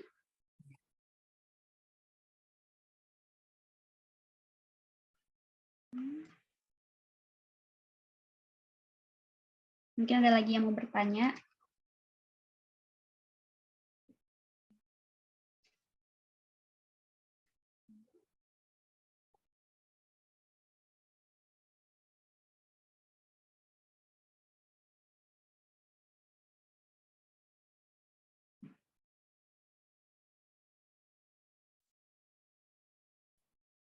Oh, ini nih, ada yang nanya. Izin bertanya langsung tentang efektivitas konsumsi kalsium, glukosamin, dan senam-senam yang sedang ada di masyarakat yang bisa diklaim menyembuhkan OA. Sejauh mana sih efektivitasnya? Mungkin Dokter Yanti bisa menjawab, Dok. Untuk glukosamin ya, saya kebetulan banyak membaca jurnalnya, ternyata memang efektif untuk penanggulangan OA. Dan ini juga sudah banyak penelitiannya ya, untuk terapi OA. Dan juga untuk penyakit-penyakit selain OA juga. Gitu. Untuk kalsium itu lebih kepada memperkuat struktur dari tulangnya ya. Gitu. Oke. Ini buat Dokter Yanti lagi nih. Saya izin bertanya mengenai minuman ramuan herbal yang disebutkan tadi dari keenam bahan keringnya. Jika tidak ada salah satu, apakah tetap berkhasiat nggak, Dok? Kira-kira untuk kasus OA. Ya, boleh kalau misalkan tidak terlalu lengkap ya, boleh juga dilengkapi dengan yang tadi misalkan teh hijau ya kan yang sudah terbukti ada penelitiannya gitu. Nah, bisa juga pakai itu gitu. Kalau misalkan ada beberapa yang nggak ada, misalkan rumput bolong yang susah ditemukan di daerahnya masing-masing gitu, ya nggak masalah. Nah, yang tadi juga boleh juga diganti dengan pegagan atau tapak kuda atau Centella asiatica ya. Nah, itu juga berkhasiat sebagai anti radang gitu. Baik, terima kasih ya, Dok ya. Lalu ini ada pertanyaan lagi. Saya mengalami trigger finger. Apakah ini juga termasuk OA dan bagaimana cara mengobatinya? Apakah bisa diakupunktur untuk Dokter Stella? Silakan dijawab. Bisa dicoba untuk akupunktur trigger finger ini. Mungkin dia overuse misalnya, tapi kalau memang overuse ya harus dikurangi aktivitasnya. begitu. Mungkin sering main ini di laptop misalnya, ya. Itu aktivitasnya harus dikurangi. Tapi bisa dicoba dengan akupunktur. Ya.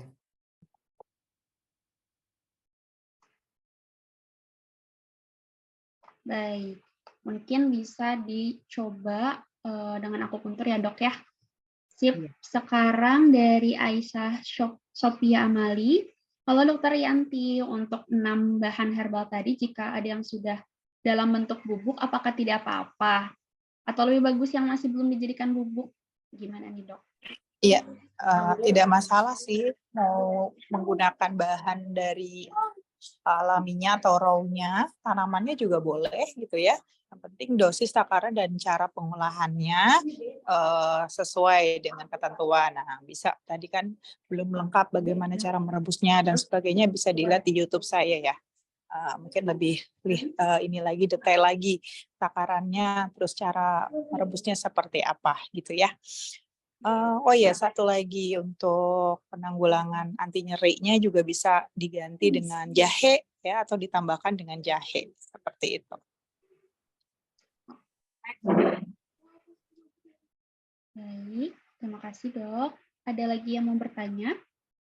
Oh, ini untuk dokter Stella nih dari Pak Edi. Apakah dokter Stella praktek di Jakarta? Kalau ada boleh share dong alamat dan nomor teleponnya. Di Jakarta banyak, Pak Edi, akupunturis banyak sekali kalau di Jakarta. Ya. Mungkin agak ini ya dok ya, sulit ke Jakarta karena prakteknya pasti di Surabaya ya dok ya. Mungkin Pak Edi bisa datang ke Surabaya kalau misalnya lagi liburan mungkin Pak. Baik. Oke, ada lagi yang mau bertanya? Oh ya, Mbak Rida, mungkin Ya. juga bisa menggunakan ekstrak kalau ada bahan-bahan yang ekstrak ya. Biasanya untuk sediaan ekstrak itu kan dosisnya sudah terukur dalam bentuk sediaan kapsul atau tablet, misalkan kurkumin ekstrak ya, atau ekstrak kurkumin. Nah, itu gunakan sesuai dengan aturan pakainya, gitu. Nah, saya rekomendasikan menggunakan sediaan yang sudah standar tersebut ya. Ekstrak mungkin sudah kan BPOM mengeluarkan 3 golongan. Yang pertama adalah jamu, obat herbal terstandar, dan fitofarmaka gitu ya. Untuk kasus-kasus yang berat, saya anjurkan menggunakan yang fitofarmaka atau obat herbal terstandar ya. Karena itu bahannya sudah terstandar dan sudah dibuktikan secara klinis gitu ya kalau yang fitofarmaka, sehingga tingkat keampuhannya, kesembuhannya ya bisa jadi lebih cepat begitu. Oke, terima kasih ya dok ya. Jadi bisa melalui ekstrak juga. Ya, tapi tidak menutup kemungkinan ramuan yang tadi yang dengan menggunakan bahan keringan itu juga itu juga bisa terbukti sudah gitu, karena ini sudah evidence based ya. Berdasarkan penelitian itu bisa mengurangi keparahan OA, bisa mengurangi gejala, bahkan memperbaiki fungsi dari sendi lutut gitu ya. Okay. Jadi khususnya untuk herbal biasanya kita menanyakan dulu ketentuan herbalnya seperti apa, kemudian cara kita menggunakan herbalnya seperti apa juga ya dok ya.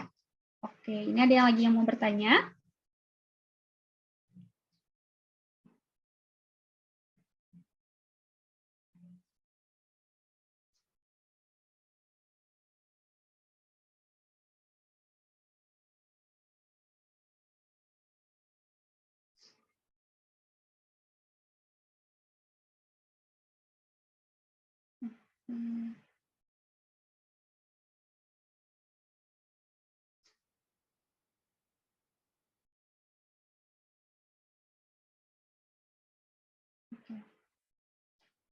Untuk Dokter Yanti, apakah kamu mau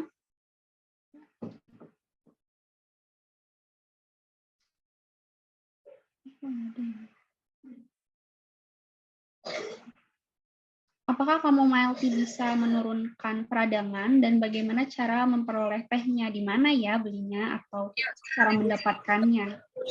Iya betul, bisa bisa kok, banyak yang menjual tisen dari chamomile ya. Tisen adalah simplicia yang dikeringkan menyerupai teh ya. Jadi Anda bisa menggunakan chamomile di blend dengan teh hijau ya. Nah, itu sekarang mudah sekali dapatkannya. Ada yang sudah menjual dalam bentuk tisen tadi di supplier-supplier teh gitu. Jadi di marketplace bisa didapatkan juga banyak gitu ya. Ada beberapa yang saya rekomendasikan ya, seperti pasar teh, seduh dotisane atau tisane do seduh gitu, seduh pertama, banyaklah di marketplace gitu ya. Silakan aja ketik chamomile tisan atau tisane. Jadi bisa tuh cara mendapatkannya mudah ya dok ya untuk chamomile tea ya. Oke, sekarang dari Fitrianti. Izin bertanya, kalau sering masuk angin dan pegal punggung, titik mana yang ditekan? Bisa tolong contoh dan ramuan herbal apa untuk mencegahnya? Mungkin untuk Dokter Stella nih, kira-kira lagi di perjalanan dan sering masuk angin dan pegal gitu ya di punggung. Kira-kira titik mana sih yang bisa kita pijat gitu atau acupressure gitu dok? Kalau misalnya lagi di perjalanan itu kita bisa pijat titik ini ya G20. 20 dok ya. Ini kan titik untuk mengeluarkan angin. Nah, kemudian yang lainnya mungkin bahunya pegel. Kalau pijat sendiri susah, ya harus dipijitin ya dok ya. Ya kalau dipijitin itu pasti tukang pijatnya udah tahu itu di titik sub belakang itu udah pasti Apa? yang akan direlaksasi.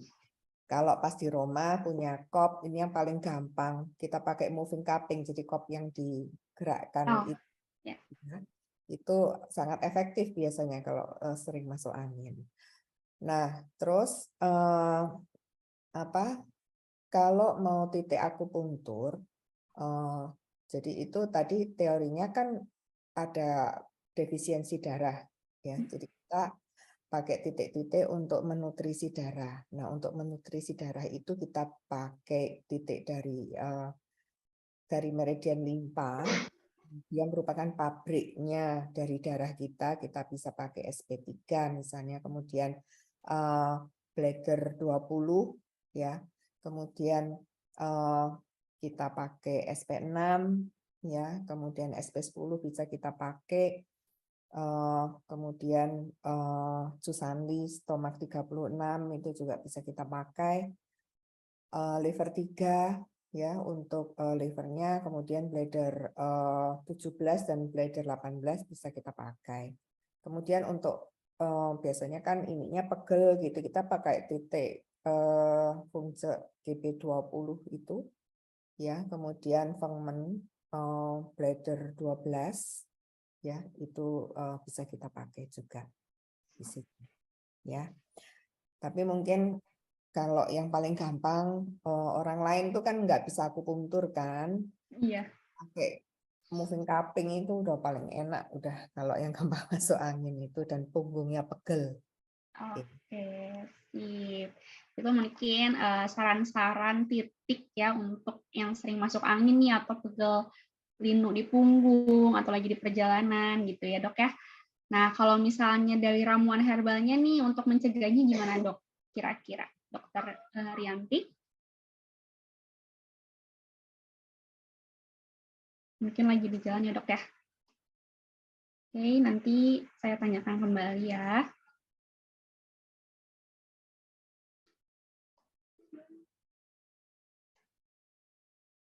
Oke, dari Urip Santoso nih.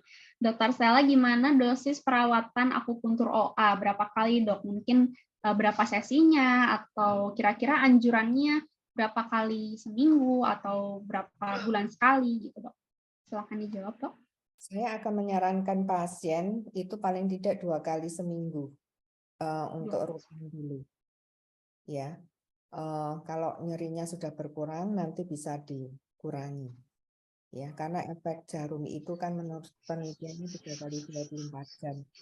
Jadi yang ideal itu 2 kali seminggu. Iya, seminggu 2 kali. Ya, gitu. Kalau sampai berapa lamanya itu tergantung pasien. Ada pasien yang misalnya dia nyerinya sudah membaik, tapi saya tetap bilang karena kalau kita sudah kena osteoartritis ini, kita tahu mungkin sendinya itu kan juga tidak akan bisa kembali lagi. Nah, untuk mencegah penyakit itu kembali lebih bisa menjadi lebih berat, itu saya tetap menyarankan pasien, misalnya kalau suatu saat kok kondisinya memburuk, misalnya begitu ada rasa nggak enak di sendinya, tolong kembali. Atau begitu badannya rasanya nggak enak, tolong kembali. Jadi jangan sampai penyakit itu berkembang lebih jauh. Ya, kita sebaiknya mencegah dulu. Ya. Jadi bisa di seminggu 2 kali ya dok ya. Ya, Dan nanti mungkin untuk berapa kalinya kan itu tergantung dari reaksi pasien tersebut. Kemudian ya itu tergantung dari reaksi pasien. Iya. Kemudian nanti bisa ketika udah seminggu 2 kali, nanti bisa berkurang ya dok ya, seiring berkurangnya rasa sakit yang dideritanya ya dok ya. Oke, baik. Dari Ibu Neneng Juniarsi, Bu Dokter, kalau sendi sering berbunyi klik-klik, terus apakah sudah termasuk OA? Ya, Gimana dok? kan definisinya tadi OA atau B syndrome secara akupunktur kan ada nyeri. Ya, atau baal begitu. Nah, kalau belum terjadi itu sebetulnya mungkin belum. Tapi kalau itu dibiarkan, ya itu kan berarti kan sendinya longgar di situ. Ya, itu mungkin nanti suatu saat juga bisa berkembang menjadi OA. Ya. Oke. Tapi olahraga mulai sekarang, makanan mulai diperhatikan, Iya. ya, jenis stres dan sebagainya, ya itu tetap sudah harus mulai dilakukan sekarang. Berarti sampai ada bunyi klik-klik, berarti kita udah mulai bisa untuk berpikir, oh kayaknya kita harus olahraga, menutrisi darah kita ya dok ya, supaya tidak terjadi OA ini gitu ya dok ya. Oke, sip. Apakah ada pertanyaan lagi? Kalau nggak ada, kita akan panggil Bapak Sunarto untuk closing statement.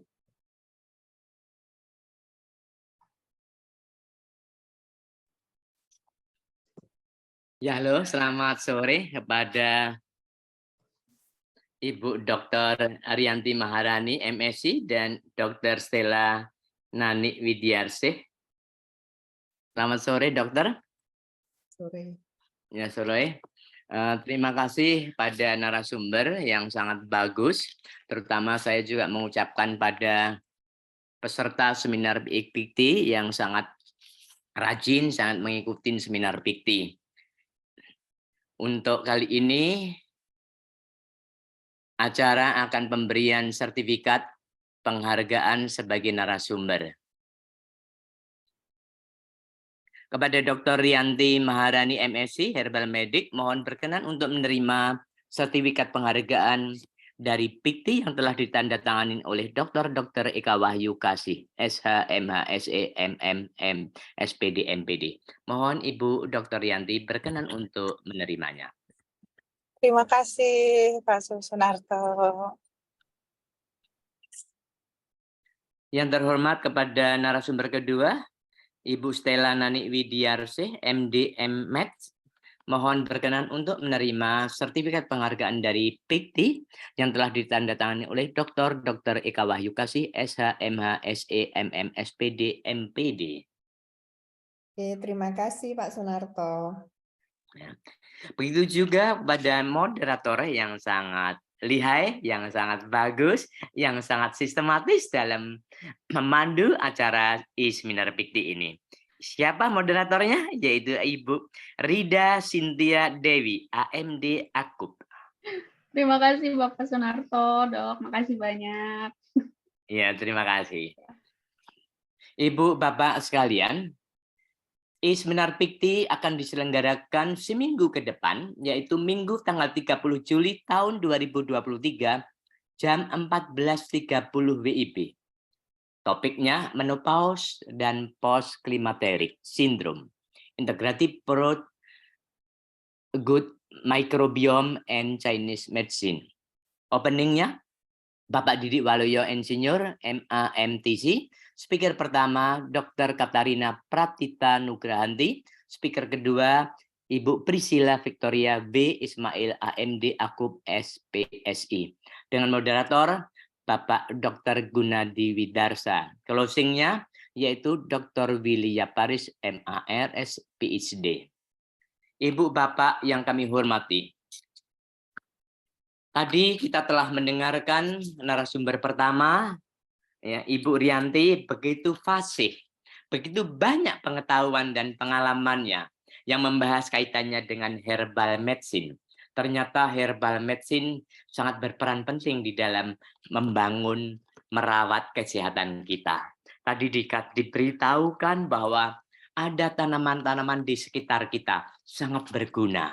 Bahkan kuliner-kuliner kita pun juga sangat bermanfaat untuk merawat tubuh kita. Yang tadi dikatakan bahwa kuliner-kuliner yang bernafaskan ada kunyit itu perlu kita konsumsi. Apalagi yang sejak dahulu telah diperkenalkan oleh nenek moyang kita, yaitu daun tentang kumis kucing. Ya, namun kita perlu bertanya pada ahlinya, seberapa harus mengkonsumsinya, pagi, siang ataupun malam itu. Dan begitu juga banyak daun-daunan tadi. Begitu juga tadi Ibu Rianti memberitahukan tentang banyaknya ada beberapa minyak-minyak, contohnya minyak jahe untuk sedikit membantu urut di bagian lutut dan lain sebagainya.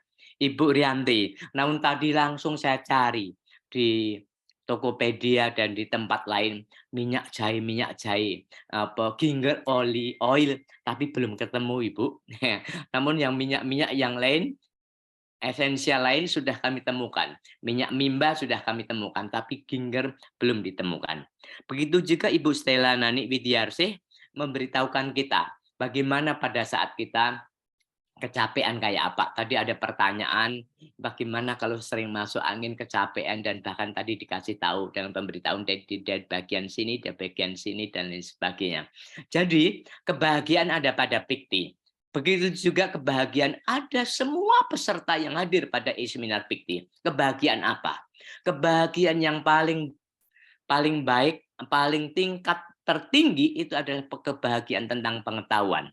Siapa saja yang memanfaatkan pengetahuan, siapa saja yang menyebarkan pengetahuan, itu merupakan suatu kebahagiaan. Kebahagiaan yang pertama, pastinya kebahagiaan yang berkaitan dengan tubuh kita, fisik kita. Namun itu cuma sebentar saja. Kalau dipijat, aduh enak, itu bahagia. Ya, namun kebahagiaan ketika kita menerima pengetahuan, ketika menerima pengalaman, ketika kita men-share bahwa pengetahuan kita sangat bermanfaat buat lingkungan kita, itu merupakan suatu kebahagiaan yang dikatakan kebahagiaan intelektual.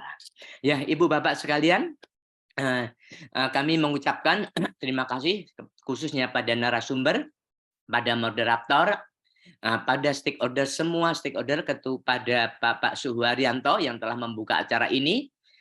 Kami, Sunarto, mewakili ditugaskan oleh Pikti untuk menutup acara ini dengan sempurna. Untuk itu, acara seminar Pikti saya tutup dengan resmi, pasti membawa kebahagiaan, membawa keberuntungan buat kita. Sampai jumpa minggu depan. Salam sehat dan sejahtera. Terima kasih Bapak Sunarto dengan closing statement